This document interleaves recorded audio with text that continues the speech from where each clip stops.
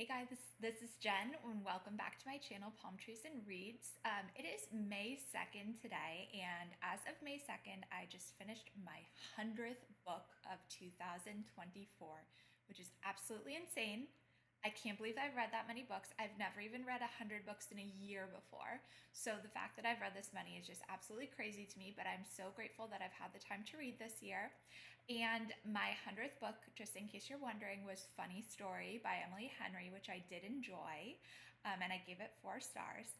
But since I've read 100 books so far this year, I thought I would take the time to share with you my 5-star reads so far and my favorites. So if that sounds good, there's going to be a mix of fantasy romance, fantasy, just romance, and that might be it, mystery thriller, maybe? Yeah. So if that sounds good, grab a drink, grab a snack. I am still working on my iced coffee of the morning, and we will go ahead and get started. First, I have to talk about the Throne of Glass series. I know everyone and their mother has read this series at this point, so this won't be anything new to you. But I had only read through Heir of Fire.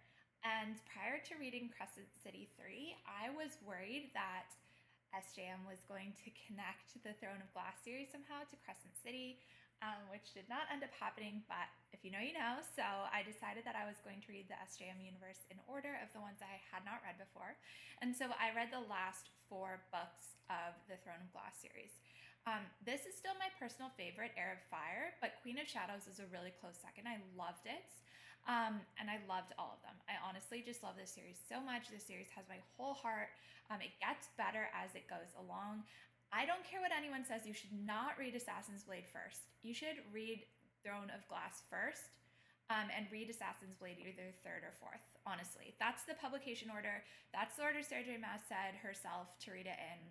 And honestly, that is the best order to read it in because the books get better as they go on. But Throne of Glass just sets up the world. It introduces you to the main characters. And Assassin's Blade is a series of not even novellas, short stories. And it just honestly won't give you the same feeling as Throne of Glass. So honestly, all the way, Throne of Glass first, not Assassin's Blade. Chronological order does not matter. It's the order that they were published in, the order that they're intended to be read in. So that is my 2 cents. But anyway, Throne of Glass series, if you have not read it for whatever strange reason, I know I was the last person to read this series, but please go read it immediately.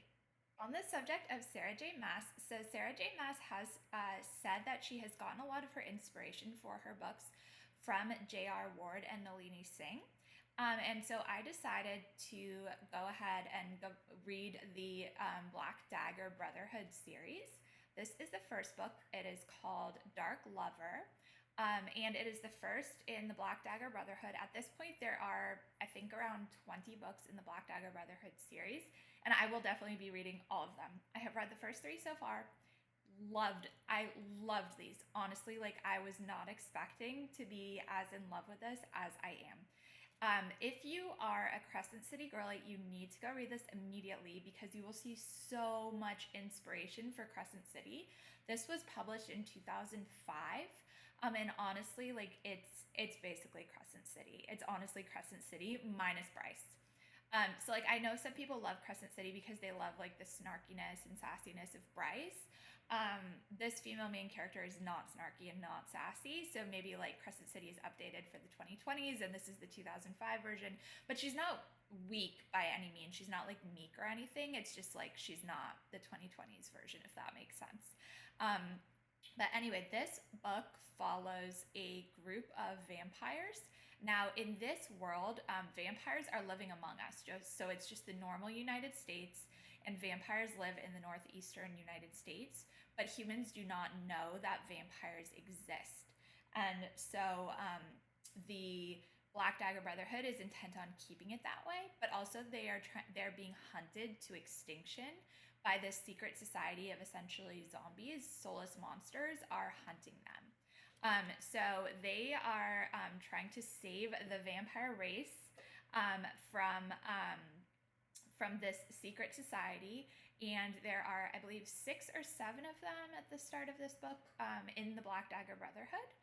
And this book specifically follows Wrath. Yes, I know if you've read Carrie Maniscalco, the main character in this book's name is Wrath. He is not a seven deadly sin, but he is a vampire. And Wrath is supposedly the prince of the vampires, though he hasn't really taken on that title. But he is the last pure-blooded vampire who has no drop of human blood in him at all.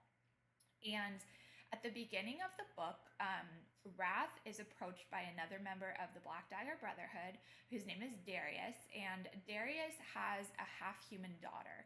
So he was with a human 24, 25 years ago, and they had a baby, and that baby's name is Beth. She's now grown up, obviously. And basically what happens when you're a vampire, you just live like a normal human life until you're about 25 years old. And then when you're 25, you change into a vampire. So you suddenly have to drink vampire blood. You can't go out during the day anymore. You get kind of supernatural strength. You get all these things that vampires would get. But that doesn't happen until around your 25th birthday. So Darius knows that Beth is about to hit her 25th birthday and is about to go through this change and become a vampire.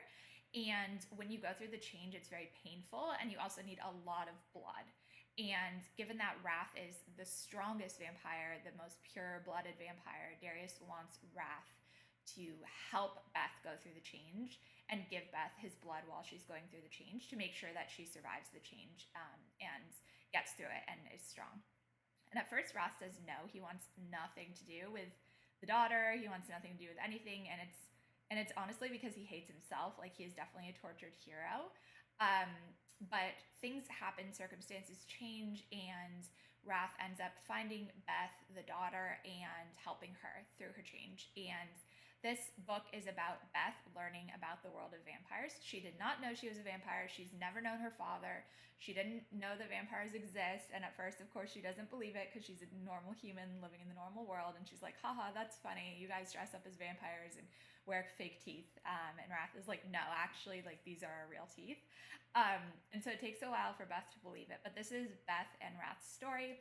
It is a romance between the two of them, but more than that, it's a paranormal fantasy and incredible world building. If you love the found family elements of Sarah J. Maas's books, and also the writing style, the multi-POV, where you're just dropping into multiple people's different POVs in the same chapters without necessarily being told in the chapter headings whose POV you're in. This is written in the same exact style. So I would highly recommend this book if you are a Sarah J. Maas fan and you want to go back and see where it all started. After I finish this, I will be reading the Nalini Singh series that also inspired Crescent City because I'm so interested now, given that I love this one. I have two more fantasy romance to talk about. The first is When the Moon Hatched by Sarah A. Parker. This is a new release for 2024, and I've seen people either love this or hate this. I feel like you're going to vibe with it or you're not. Personally, I loved it. I gave this 5 stars, actually 4.75, because there were a couple of things that kind of annoyed me. But like, let's round up to 5 stars. This book is fantastic. So the first thing is I recommend that you go into When the Moon Hatched totally blindly. Like, don't look up the tropes or anything. The reason is this is not necessarily a typical fantasy romance in that it's not written in the same way that a lot of books are written in these days. It's not just a straight up kind of enemies to lovers, like training sequence, heroine finding herself and her strength. Like, it's not that. And there are a lot of things happening, and you find out about them really slowly, and there are a lot of reveals in the end. So I will say, like, if you read the physical book, there's a family tree at the end of the book. That's on purpose. Like, don't go looking at it before you read the book thinking that it's like a reference material. Like, no, just read it in order of the pages that you're given. Just enjoy the ride, enjoy all of the reveals. The writing is flowery. Yes, it takes a minute to get used to. Yes. Read 200 pages, and if you're still bored, maybe DNF it at that point. But honestly, like, I would stick with it because it just keeps getting better and better and better as it goes on. This book was originally indie published, but it's now traditionally published, and I bought the special edition from Waterstones already. I cannot wait. I think it's beautiful, and I will be rereading this book because the next one does not come out until sometime next year. It has not been announced yet, but I already know I'm going to have to reread it before that happens. And the last book, pretty much the opposite of everything I just said about When the Moon Hatched, is A Promise of Peridot by Kate Golden. Now, this, whereas I said that When the Moon Hatched kind of doesn't follow the traditional plot and the traditional tropes of fantasy romance, well, the Dawn of Onyx series does. But, hear me out. If you like that kind of standard enemies to lovers, 20-year-old woman with an immortal fae man, like all that good stuff, this just puts all the tropes together, all those classic tropes in fantasy romance, puts them together and just does it well. So, A Promise of Peridot is book 2 in, I believe it's called the Sacred Stones trilogy. And the third one is coming out at the end of this year, so we don't have to wait that long. So I'm so happy about that because book 2 did end on a crazy cliffhanger that I cannot wait to see what happens in book 3. But this book follows a human woman who, at the beginning of book 1, which is called A Dawn of Onyx, this human woman is living in a small town and has never really seen the world. She's very naive, very kind of young and immature, and she, her older brother does something really stupid and steals from the king or the prince, and so the prince comes to collect on his debt and says, hey, nobody steals from me, and is going to take her brother, and she thinks that the prince is going to kill her brother, so she offers up herself instead, and she is a healer. Healer in this context just means kind of like a nurse or a doctor, like no magic involved, just like healing people.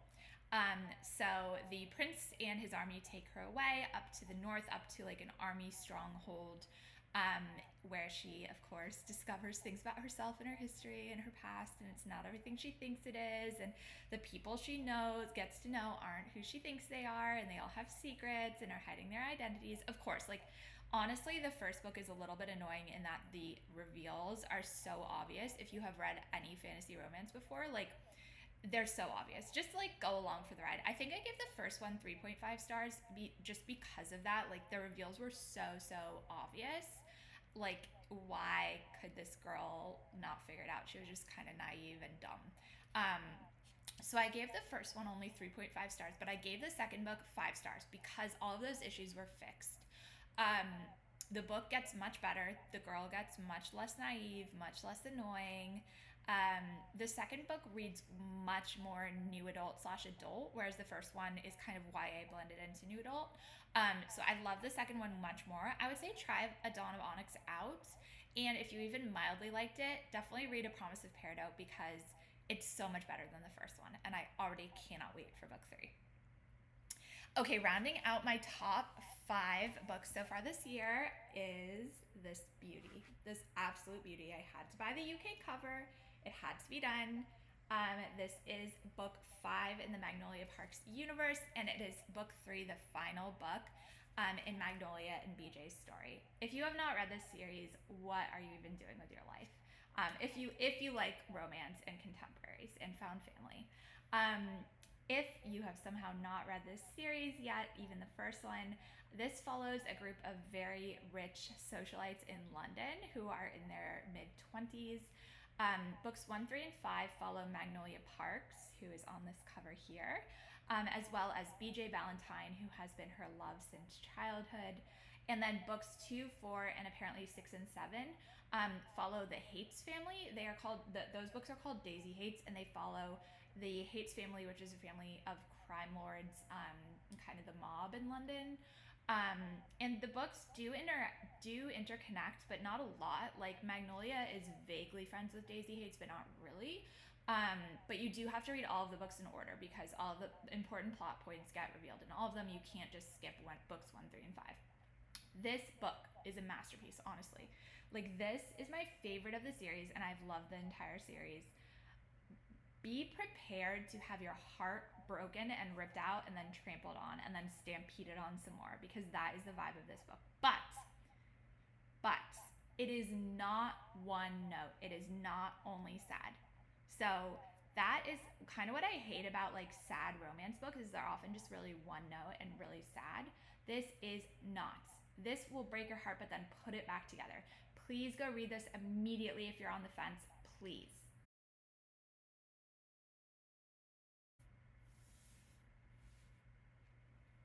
I've read the first 3 and I need to read the 4th one. These books are young adult / new adult fantasy, and they are kind of set in a Roman Empire-esque world.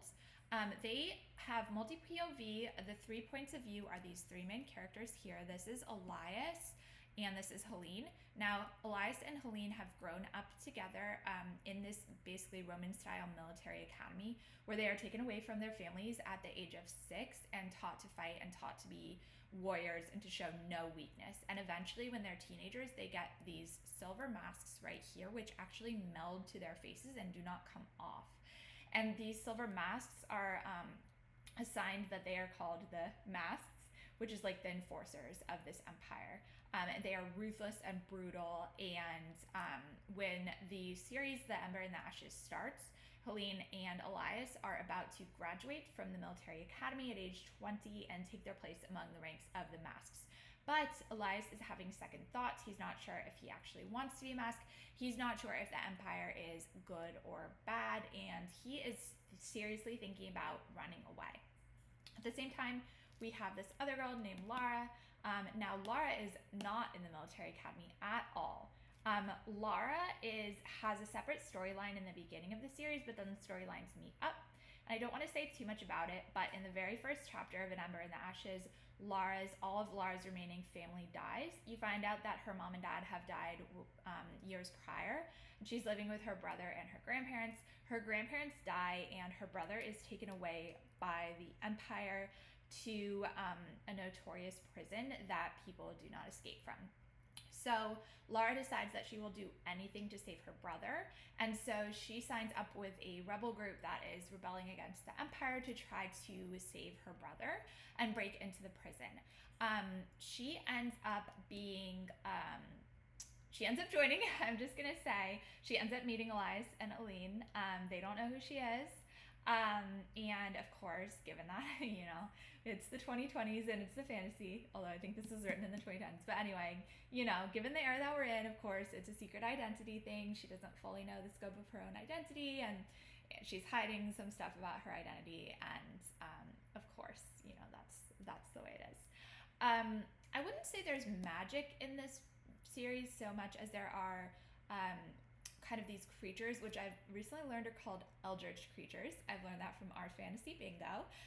But they are kind of like these arcane, unknowable creatures who predict the future, and they kind of come in and out of the story. They kind of just appear and pop and give predictions about the future and say the way that it's going to be.